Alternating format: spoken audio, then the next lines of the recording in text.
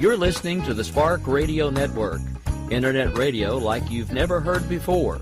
Innovation, creativity, and imagination are all said to begin with a spark. So fasten your seatbelt and take the ride of your life and listen for the spark. You are listening to KLRN Radio, where liberty and reason still reign.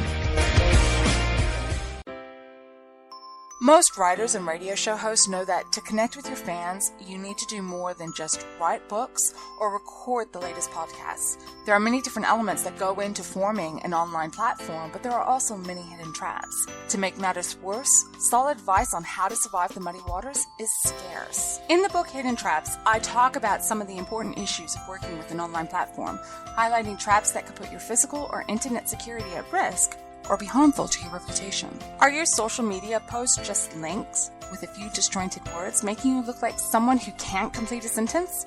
Did your new website cost you more than you anticipated?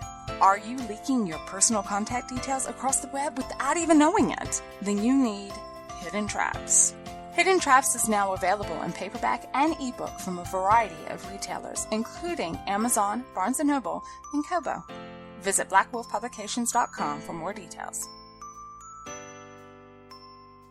If you're 85 or younger, would you like peace of mind and comfort for your family? We're Final Expense Direct with an urgent message for you. The average funeral today costs over $8,000, but the most you'll get from government benefits is $255. How will your family pay the difference? We can help. Our senior plans start as low as just $1 a day and pay up to $30,000 for a funeral and other final expenses. Peace of mind is easy. There's no medical exam. You'll have lifetime coverage, and your plan can't be canceled as long as you pay your premiums. Call now for free information about our senior plans. Answer a few simple questions and receive approval right on the phone. Plus, call right now and we'll give you a discount prescription card for free. Call 800-553-8687. That's 800-553-8687. Again, 800-553-8687. 687.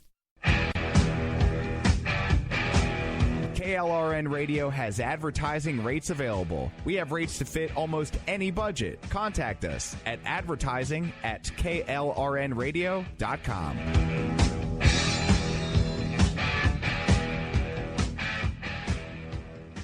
Here's George Foreman with InventHelp. Hi, I'm George Foreman. Do you have an idea for a new product or invention? People ask me all the time, George, how do I get my idea in front of companies? How do I get a patent? What do I do next? Do you have the same questions? I'll tell you like I'll tell them all. Call my friends at InventHelp. Call InventHelp today for free information. InventHelp has been helping inventors for more than 30 years and has sales offices nationwide. InventHelp can submit your invention to companies who are interested in receiving new ideas. If you have an idea and want to try to patent it and submit it to companies, you should call InventHelp today for free information. Listen, I can't get... We believe in the American way, and we built this country called the USA, and we fly our flag because we're proud and free, we're Americans. Red, white, and blue is our way of life. We never back down from a challenge or a fight. Nature provides, God gives the rights, we're Americans. We fish the waters and we hunt the lands. We forge the steel with our own two hands. With what we've got, we do the best we can, we're Americans. It's time now for the Conservative Curmudgeon Radio Show. Now, here's Grouchy. All right, good evening, everybody. Welcome back. I am off of my crazy summer hours and back to normal, so is the show, hopefully. I have made a terrible, terrible mistake tonight, and I hope that we're going to be able to have our scheduled guest. Apparently, I typoed the time zone, and they were thinking that we were supposed to be on at the bottom of the last hour because of me, and not at the bottom of this hour, all because, again, of me. So when we take our break at the bottom of the hour, we're going to try to call George Landreth, and hopefully he will be very forgiving and definitely allow us the opportunity to talk to him, because he is super, super legit, and I am very anxious about having him on the program. Tonight's program with George, actually, is set up to be a whole show on employment and jobs and things of that nature. So it is almost imperative that we have George come in here somewhere. And I'm sorry. Go ahead, Rick. Shoot me the number, and I'll try to smooth it out while you're talking. Hey, that works, brother. I'm getting it for you right now. And hang on just a second here. It's folks, bear with me as I get this for Rick. He is doing me a solid. Actually, hang on. I think he's calling in right now. You want me to just add him? Is it a 703? Yeah, if that's him, yeah, let's do it. We can bring him right now. Pretty sure. Hang on. Here we go. Okay. You should have him now, sir. Yes, this is George. Yes, this is George. Hi, George. I have to apologize. I was just on the air telling everybody that I typoed the letter between me and Travis and got the time zone wrong. I am so very sorry. I do hope you still have time for us. Yeah, I'm good. Is this at the wrong time? You don't want me to be on now? No, sir. You are perfect right now. We can do this absolutely. Okay, I called in a little earlier, but no one answered, so I figured that because I was confused too. I thought it was at 7:30 my time, not 8, but it doesn't matter. I'm either way. I'm good. Okay. Again, I apologize. That was all my fault. Need. Travis did right. I did wrong. No need. So, folks, we are joined by George Landreth. George, let me pull my notes here, if you'll allow me. Absolutely. Because I do want to introduce you properly. George, your work has been featured basically on the who's who of network news. You've been published in over 100 papers across the country. You are the president and CEO of Frontiers of Freedom, which is the word that I was given was conservative think tank. I'm not sure I like think tank, but because I know you guys do a whole lot more than just think. Understood. I would agree with that. Think tank isn't really a very descriptive title, but it's kind of the one that popularly is used.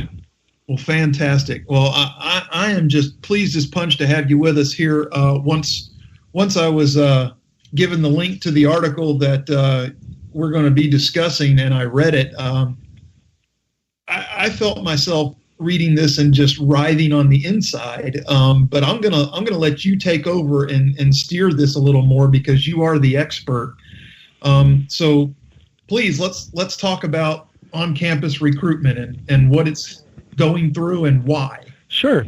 Well, as anybody who's been to college, or even if you just imagine how it's like, you go to college, as you're getting ready to graduate, prospective employers will often come to the university or the college to do interviews. It's a good deal for the students because they don't have a lot of money, so they can't go around traveling all the country to interview.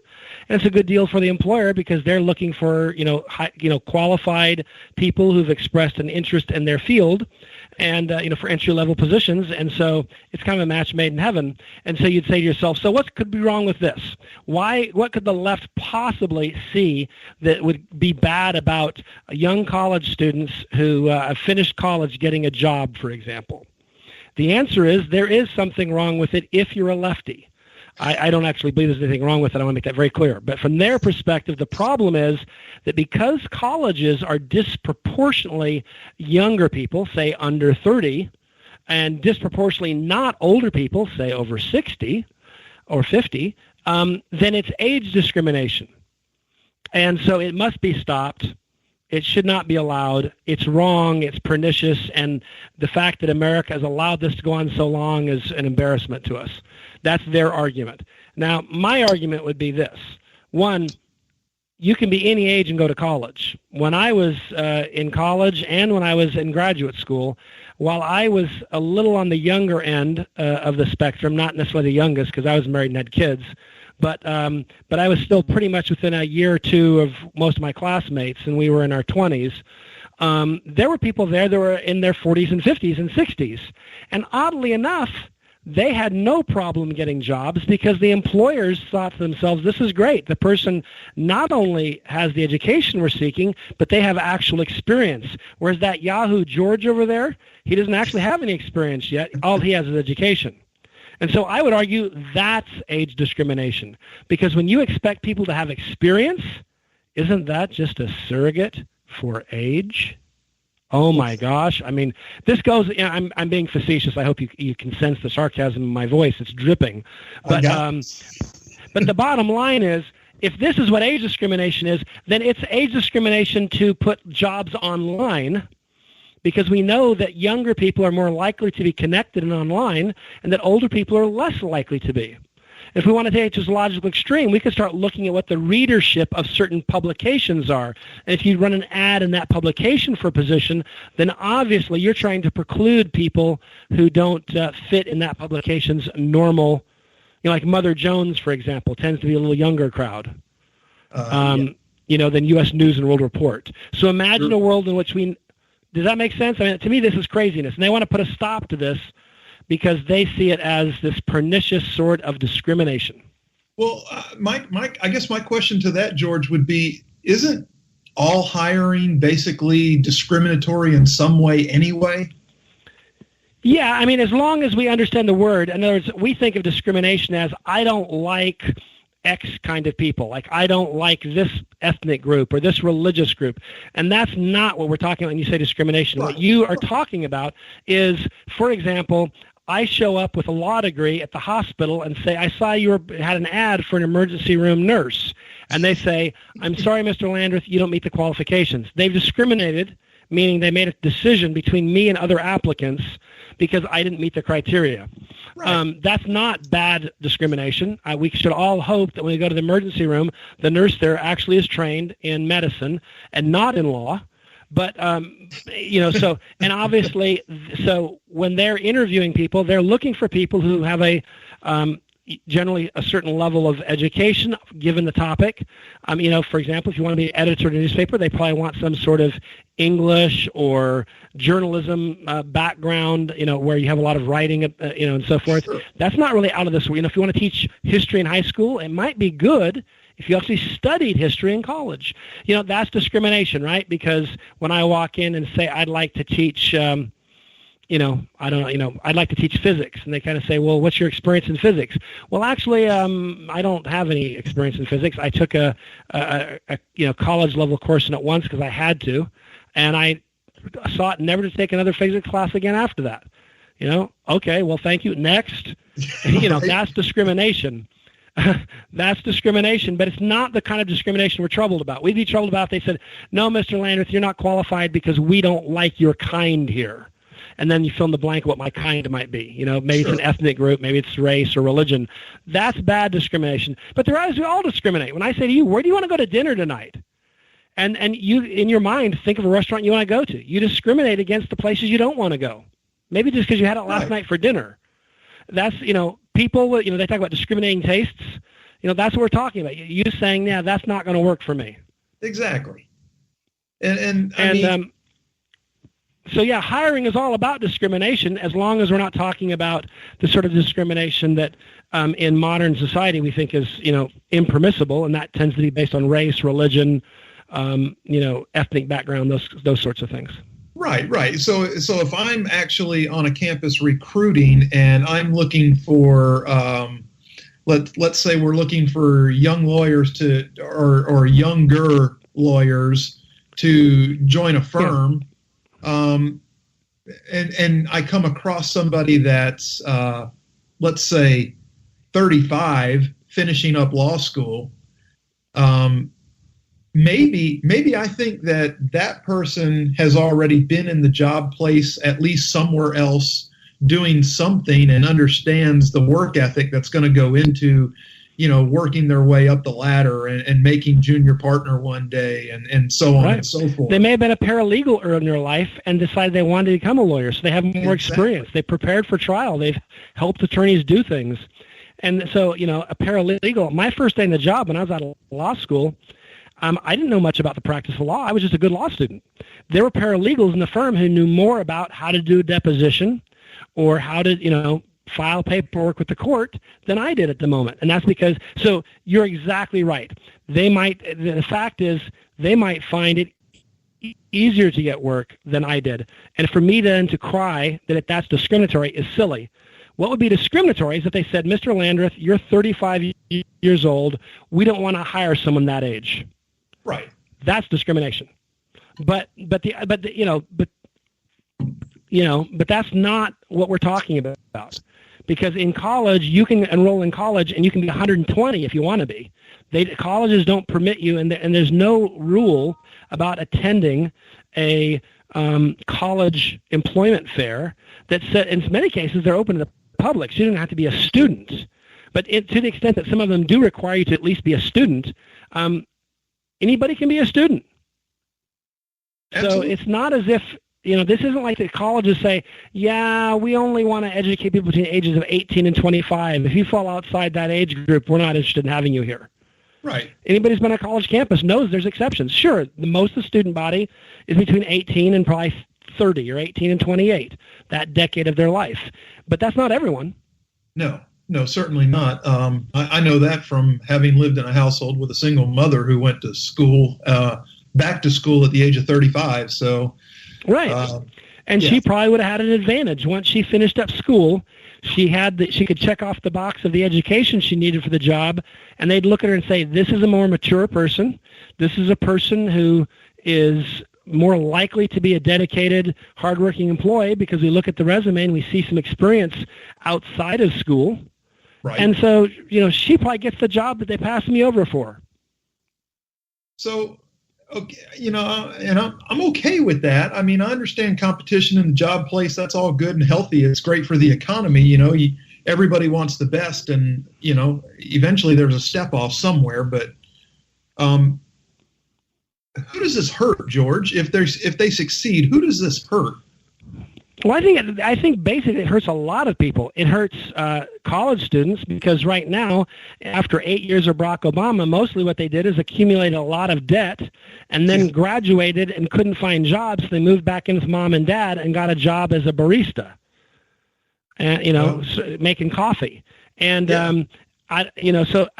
they don't need to be told that you can't,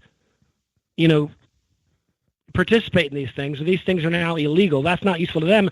I would argue employers are hurt because employers want to be able to also find, there's a cost in finding new employees.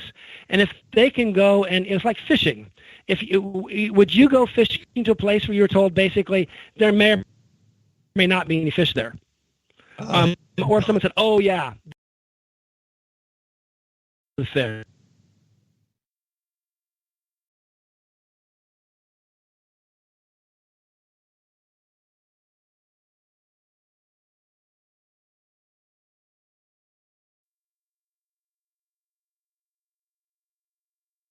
Actually, employers are even more interested in this because they will find it harder and harder to find the people they're looking for. I agree. And speaking of the people that they're looking for, I would think, these on-campus recruitment efforts, doesn't the government do a bunch of this too? Oh, yeah. When I was in law school, I can remember the Department of Justice coming down, the FBI coming down, even the DOD came down, the Pentagon. Some of the other ones did too, because they all, actually every government agency has attorneys, but the biggest agencies that had the highest percentage of attorneys were obviously the most likely to come down and do interviews, and it gave you the opportunity to interview, and all it cost me was some time. I didn't have to go buy tickets and travel. I didn't have to spend the day away from school missing classes. They came down. I could schedule it any time of the day, so I usually schedule I didn't have classes, between classes or whatever. And then if they liked me, they could invite me back for a second interview.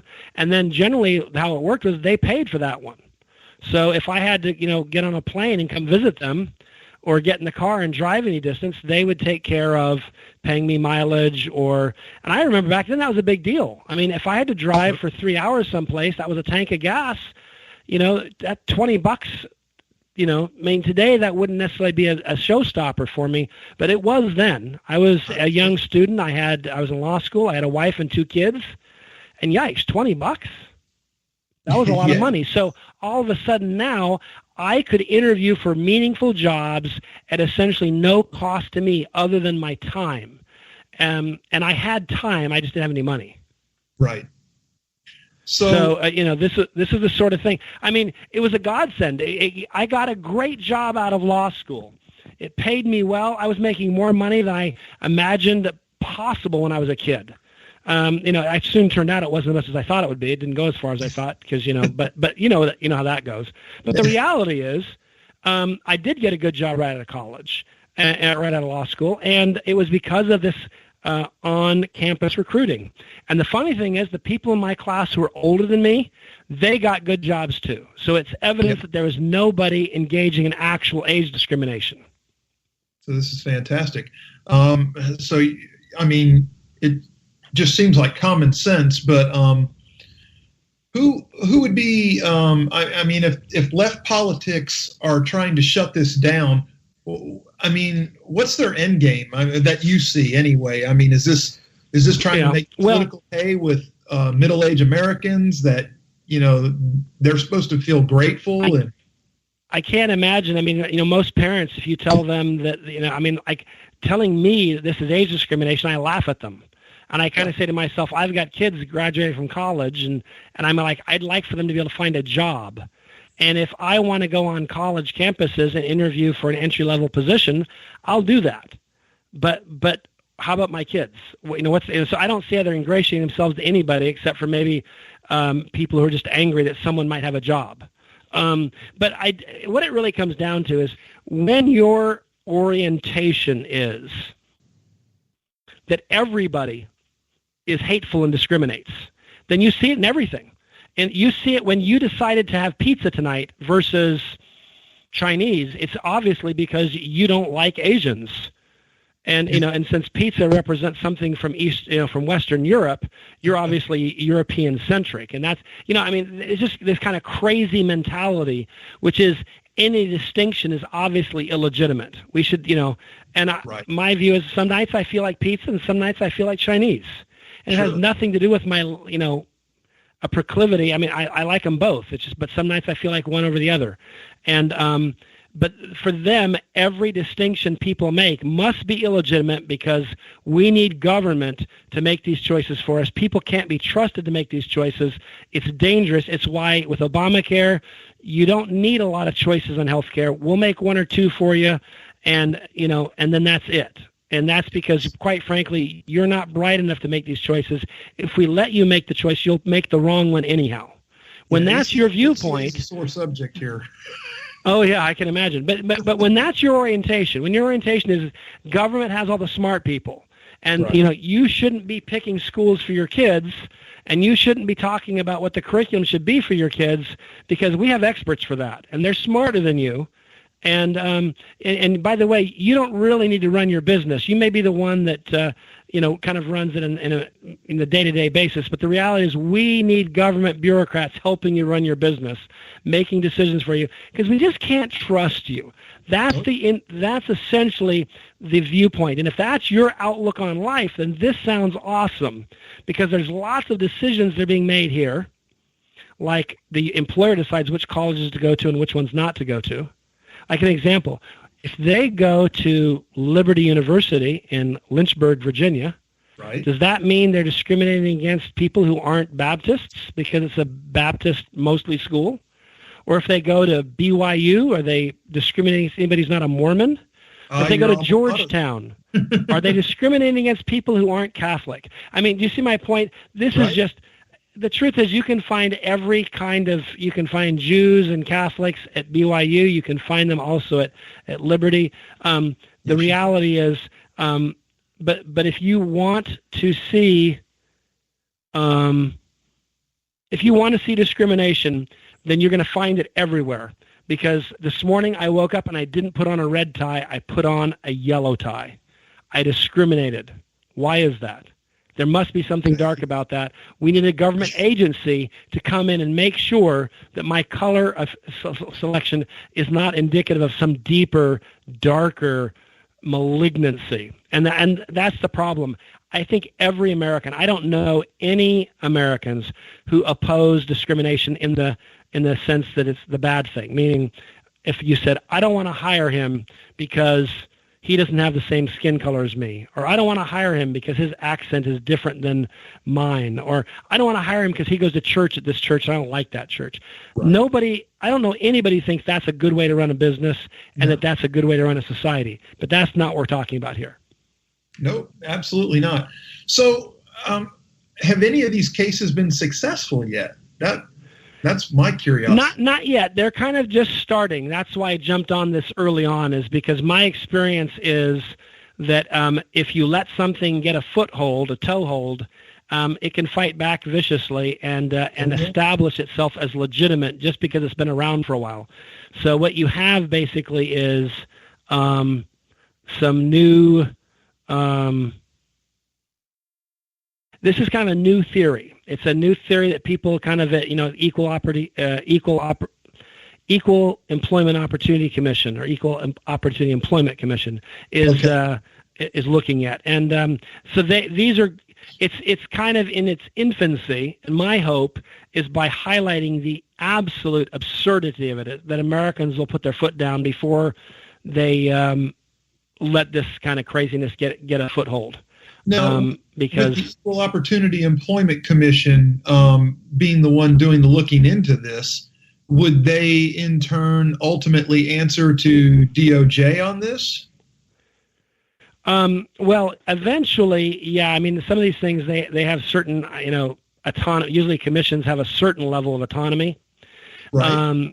And so they don't necessarily answer directly. But you're right. As litigation moves forward, if it does, eventually, the likelihood is the Attorney General will be involved. But in fact, you may remember, I don't know if you're old enough to remember this, but I am, when Clarence Thomas was first going to the Supreme Court as a nominee, he actually had some of his earlier career was at the Equal Opportunity Employment Commission, and someone like him would sniff this one out immediately and say this is absurd. Sure. But the problem is we've had a lot of years of Barack Obama putting people there, and you have holdovers. We see this now where even in the State Department, Rex Tillerson has to do battle every day with the apparatus because essentially nobody else has been approved yet. So he's kind of there on his own with a small personal staff and a bunch of zealots who are doing everything they can to stop him. And you have this going around at other agencies too. So that's the other reason why I thought it made sense to jump on this is, I'm hoping after 8 years of somebody who understands business and reality, we'll have people making these decisions that make more sense. But in the meantime, the lunatics are running the asylum. Well, I can understand that. And believe me, if it makes it to DOJ, Attorney General Sessions, a friend of the program, I've actually recruited for him when he was a senator here in Alabama. Or not recruited, I'm sorry, campaigned. I got recruitment on the brain right now, but I've known Mr. Sessions for a while. You're recruiting voters. Yeah. Yeah, absolutely. No, you're exactly right. Senator Jeff Sessions, now Attorney, I would say Senator Jeff Sessions, but Attorney General Jeff Sessions is nobody's fool, and he will sniff this out immediately. So, it's by the time it comes up to the DOJ, I expect that there'll be some pushback. I'd be shocked if there weren't. That's just not who he is. He's a very practical. He's an attorney, a smart man, but at the same time, there's a practicality to him. And sometimes some things are so foolish that only intellectuals can believe them. And I would argue that this is so foolish that you have to be a Harvard grad to think it makes any sense. To anybody else, it is idiocy. Yeah. I should say maybe Yale too. I don't know. Well, I was going to say maybe it's an Ivy League thing, but right. And folks, this is from a Brigham Young UVA law school graduate. He knows what he's talking about. This is a man who's been admitted to argue cases in front of the Supreme Court. That's not just something they hand out. So he does know what he's talking about here. I'd like to think I do.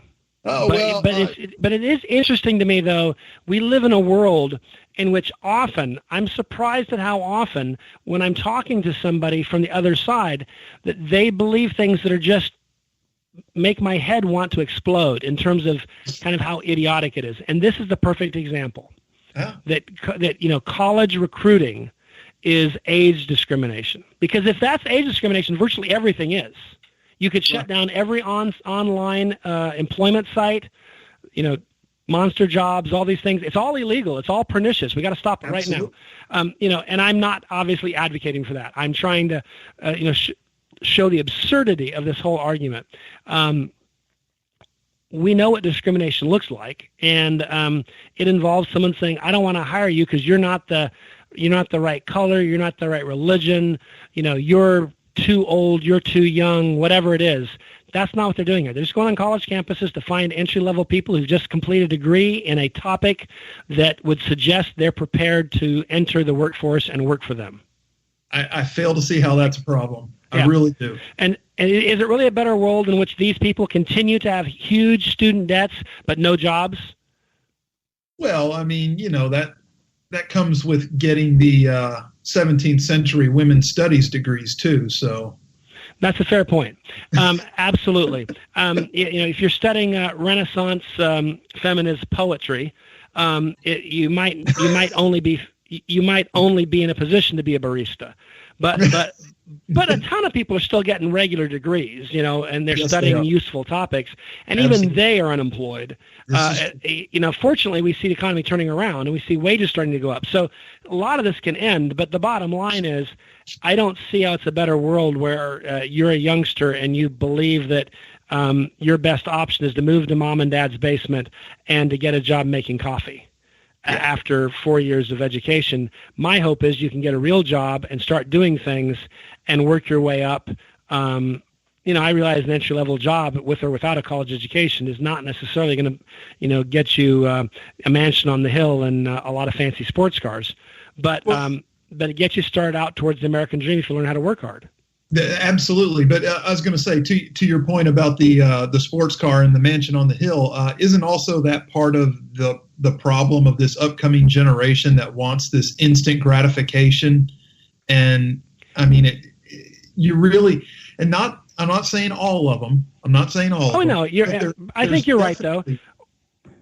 I've talked with employers and in researching this article. One of the things for employers are a little frustrated with at times. Not that everyone does this. There's some wonderful, hardworking people out there, but there's some who kind of come into the interview and their attitude is, "So, what do I get paid? What are my benefits? Do I have to? Can I?" All the really they're not. When you ask them, "Do you have any questions?" It's what are you going to give me? A much better question might be, what are your, if someone says, "Do you have any questions?" And maybe a better question would be, what are your expectations of me? Right. Because that shows that you understand this is a two-way street, and you can always quit if you're not happy and move on, but you might want to figure out how you can make your employer happy, because that's how you're going to advance, make more money, get more responsibility, and ultimately make more money. And that's true no matter where you are. Whether you're start out as a laborer or anything. My grandfather started off as a laborer. He ended up owning a company. And it was because he understood that he had to bring value. And when he brought value, value came back to him. It wasn't because there was some generous employer who existed to give him money. It was because there was an employer that he could make himself valuable to and then get rewarded for having done that. Absolutely. Absolutely. So, all right. I mean, what else do we have, George? What else do we need to cover on this? Well, I don't know. I mean, I think we've covered the basic premise of it all.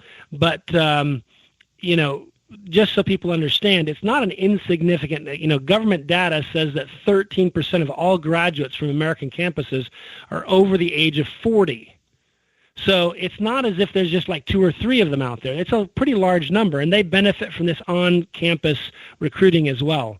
And so I see it working both ways, which is no matter what age you are, you usually go to college hoping to get a job. You don't just go because it sounds like a fun time. There may be a few people who do that, but for most of us, we view it as a way to better prepare ourselves to earn a living, to support ourselves and our family. That means you want a job at the end of it. Sure. And that's regardless of whether, like your mother, who went back as a single mom at 35, or whether you go there right out of high school at age 18. Absolutely. And so, so there. My point is, there's no age discrimination there.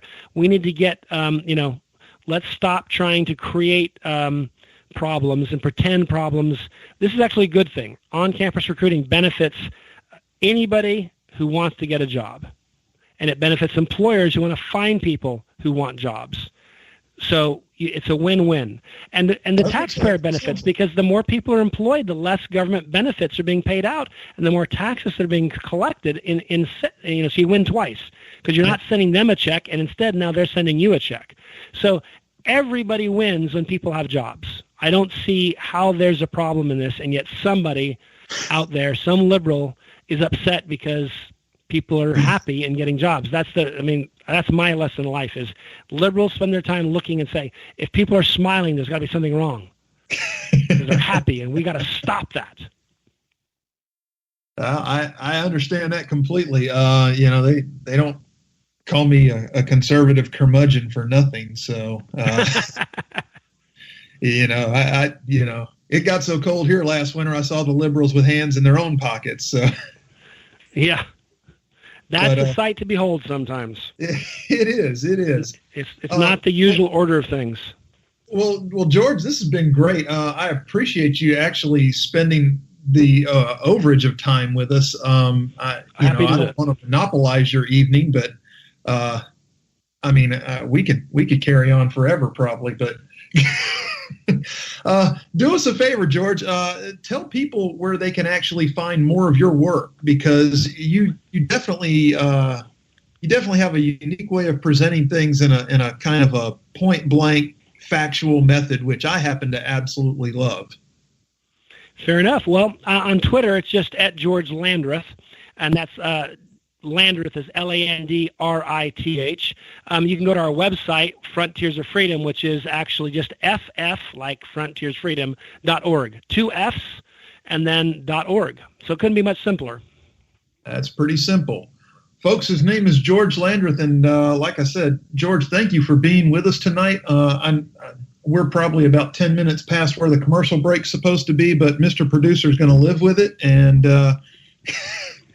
I just want to say thanks again. No, that is all my fault. And absolutely, I went back and looked at the email, and I was actually sending the number to Mr. Producer to call you when you called back in. So, and that is all my fault, sending the wrong time zone to Travis. So not a problem. Thanks so much for having me on. I'd love to be on again. Sounds like a lot of fun on this show, and I'd love to be on it any other time you need me. Hey, absolutely, George, and I will take you up on that too. So don't think I won't. All right, folks. Well, George, thanks again, and I'm going to let you go and wish you a well evening. And we're going to hit a commercial break here in just a second, and when we come back, we're going to continue on with the rest of the programming. Oh, but ain't that America? You and me, ain't that America? Something to see, baby. Ain't that America? Home of the free, yeah. Most writers and radio show hosts know that to connect with your fans, you need to do more than just write books or record the latest podcasts. There are many different elements that go into forming an online platform, but there are also many hidden traps. To make matters worse, solid advice on how to survive the muddy waters is scarce. In the book Hidden Traps, I talk about some of the important issues of working with an online platform, highlighting traps that could put your physical or internet security at risk or be harmful to your reputation. Are your social media posts just links with a few disjointed words, making you look like someone who can't complete a sentence? Did your new website cost you more than you anticipated? Are you leaking your personal contact details across the web without even knowing it? Then you need Hidden Traps. Hidden Traps is now available in paperback and ebook from a variety of retailers, including Amazon, Barnes & Noble, and Kobo. Visit blackwolfpublications.com for more details.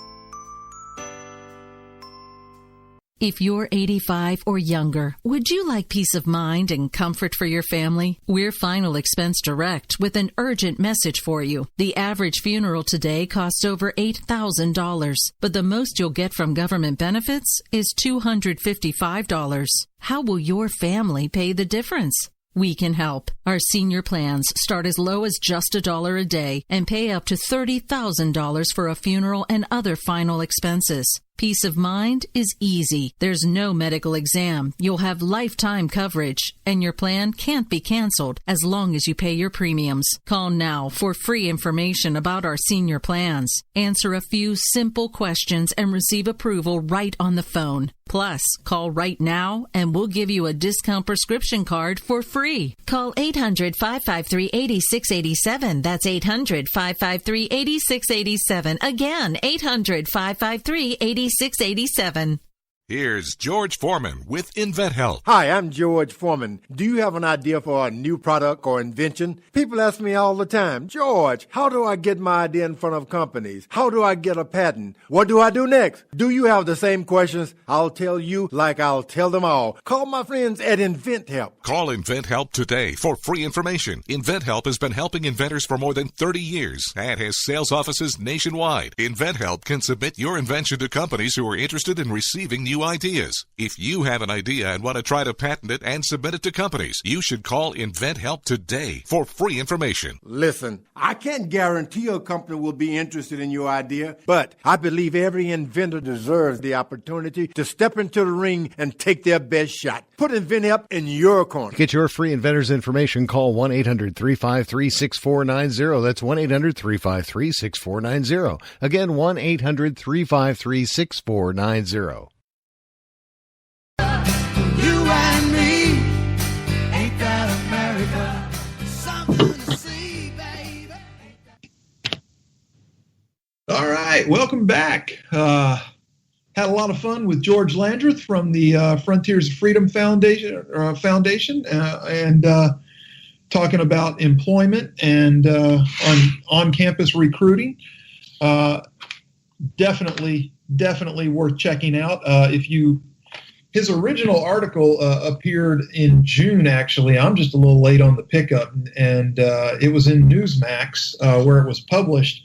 So you could go to their website and just do a search for George Landreth and find more of his work there as well. Definitely worthwhile read. Smart man.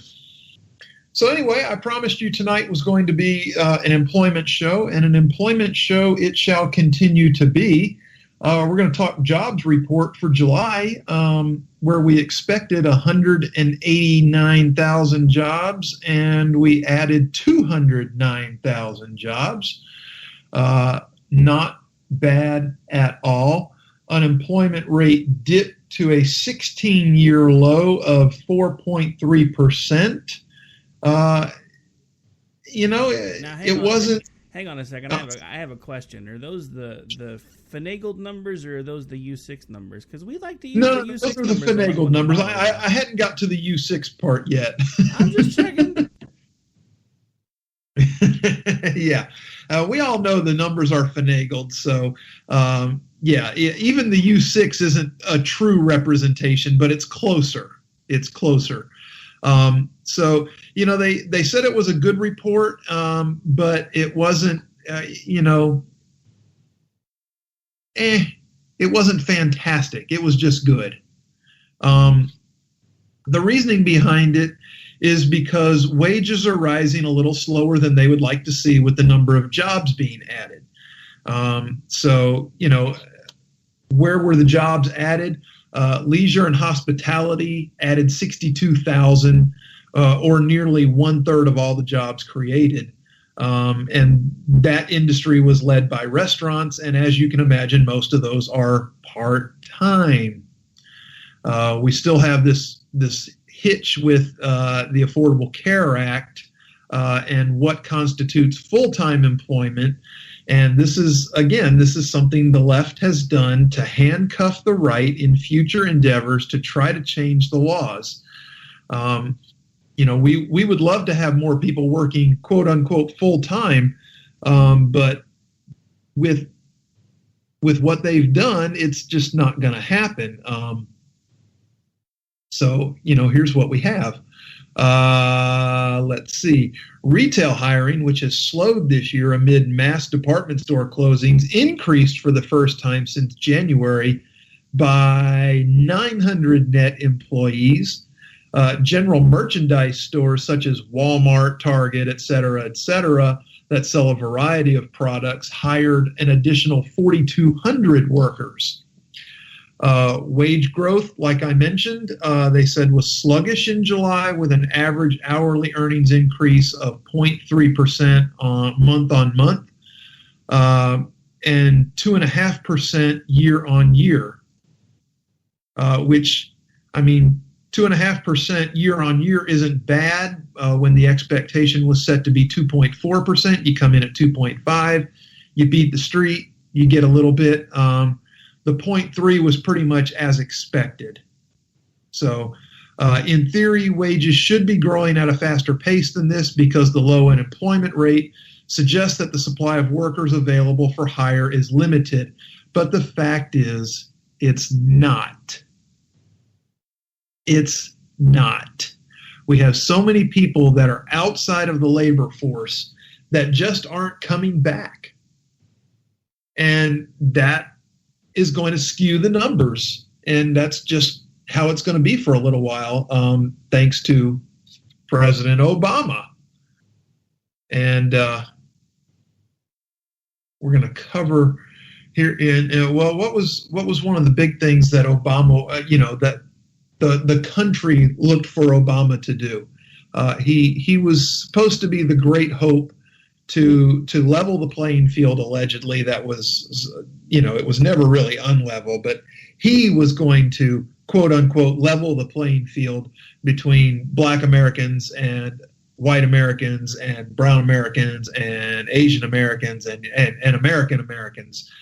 But although the national unemployment rate for July was 4.3%, the unemployment rate for Black workers was nearly double that of white workers.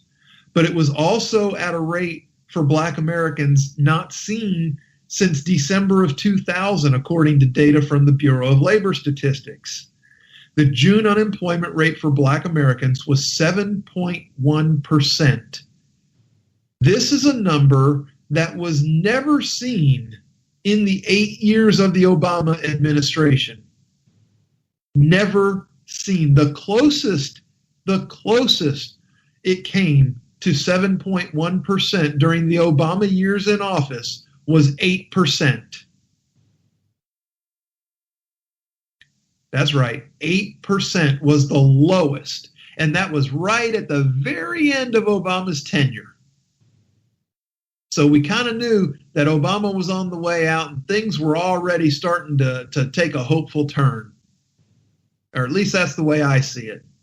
Because it's done nothing but lower itself over the last few months. In July 2017, the national unemployment rate specifically for white workers 16 years and over was 3.8%, the same as it was in June. The national unemployment rate specifically for Black workers 16 and over was 7.4% in July, which was actually an uptick from 7.1% in June. Now, why is there a 0.3% uptick? We don't know exactly just yet. They haven't released all of that, I guess, minutia just yet. But the lowest national unemployment rate for Blacks since 1972 was 7%. 7%. This goes back to 1972. So we're teetering right on this number. Things have gotten better. Hopefully they will continue to get better. I would like to see a new lower percentage. So Black American people, according to the Census Bureau, comprise 13.3% of the population. That was the 2010 census they're basing that on. That number is actually closer to 14% right now. And according to this, white Americans comprise 76.9% of the population, and that's actually dropped a little bit closer to the 76 even mark. So again, we're talking about 8 years of Obama administration. The black unemployment rate never got below 8.1%. And during his administration, now get this, okay, at the midpoint of his administration, so not when he first took office, but when he was just reelected, black unemployment was at 16.5%. Folks, I'm pretty sure that this was not the hope and change that black Americans voted for when they overwhelmingly supported Obama twice. So, it has nothing to do with the man's skin. It has to do with his policies. They were bad for America. End of story. They were bad for white Americans. They were bad for black Americans. They were bad for brown Americans. And why is that? Folks, I can sum it up real quick. Because he didn't favor Americans. That's it. That's it in a nutshell. So, we're going to stick with this little theme. We're going to go to Montgomery County, Maryland, where the the county commission up there actually narrowly voted to pass a $15 minimum wage. And if it wasn't for County Executive Ike Leggett, it would have passed, but he vetoed it. Now, here's what's so strange about this, okay? Leggett is a Democrat, and he openly supports increasing the minimum wage. But when the county legislature narrowly approved a minimum wage hike last December, Leggett decided to veto it. Why? The 30% minimum wage increase, 30%, passed by a vote of 5-4. Leggett expressed concern about the potential negative impacts of such a quick move to a $15 minimum wage, including the competitive disadvantage it could levy on the county. Leggett called for a study of how such policy would affect the county. The results of that study should cause Leggett and Montgomery County legislators not just to seek a slower pathway towards $1,500, but to abandon all attempts to artificially increase wages. The study noted that market equilibrium minimum wage, which allows employers to attract workers, is about $11 per hour, fairly close to the county's current $11.50 minimum wage. The proposed $15 minimum mark, which I told you earlier was a 30% increase, is what many employers' biggest expense would be. If a family's rent was set to increase 30% over the next 3 years, they would almost certainly have to find a cheaper place to live or else significantly reduce other expenses. Businesses are no different, folks. They don't have money trees. They can't walk out back and pick extra $50 bills at the first of every month out of the tree. The economic impact confirmed that while a $15 minimum wage would benefit some low-income workers, it would have a much larger negative impact on other workers. Excuse me. And the county's government there in Montgomery County, Maryland. According to this partnership team that did the study, it was to evaluate the fiscal, economic, and social impacts of the proposed $15 per hour minimum wage. This is what the study showed. 1 of every 3 low-wage workers would lose their jobs in Montgomery County. There would be 47,000 fewer jobs by 2022. So that's right. 1 out of every 3 who earns less than $15 an hour right now or about 127,000 workers would lose their jobs. Other worker losses. According to employers, the higher labor costs would not only cause 57% of them to make layoffs, but 63% would reduce hiring, 59% would reduce hours, and 52% of businesses would reduce benefits. Lower incomes.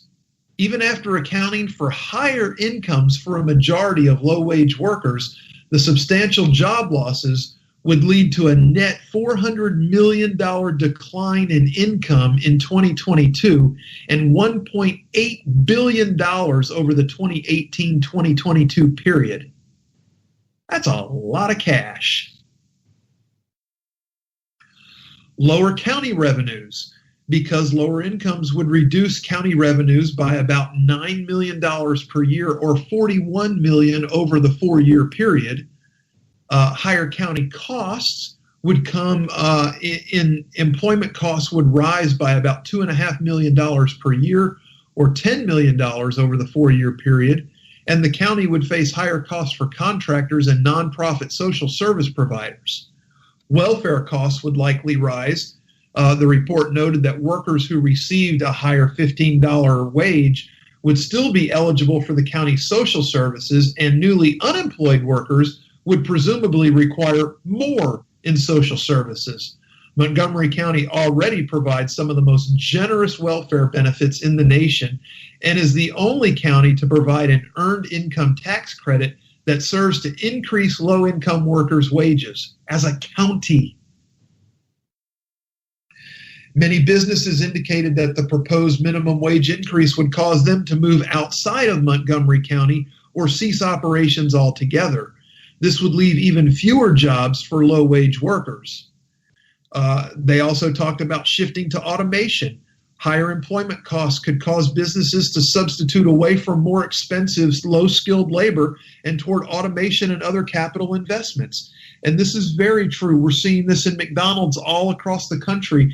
They did their pilot 2 years ago. We talked about it here before they ever engaged it, folks. They're putting in the ordering kiosks. Not only do they not make mistakes, they don't have to speak English. You can hit a button and change the language, and it'll transverse your order back to the behind the counter in English after you make your order in Spanish or Chinese or Japanese or whatever. The largest price increases would likely occur on goods and services such as groceries, fast food, gas, and clothing, on which lower-income individuals and families spend a higher portion of their income. This is not rocket science, folks. It's not rocket science. It's already happening in Seattle. Businesses are closing. They are losing jobs out there. The city is losing income because there's less people working. It's not how to do it. All right. Well, we're back to the top of the hour, folks. I promised you employment. I gave you employment all night long. I hope you were employed in listening, and I hope you'll be back with me next week when we do it again. Thank you, and God bless. Good night. Ain't that America? You and me. Ain't that America? Something to see, baby. Ain't that America?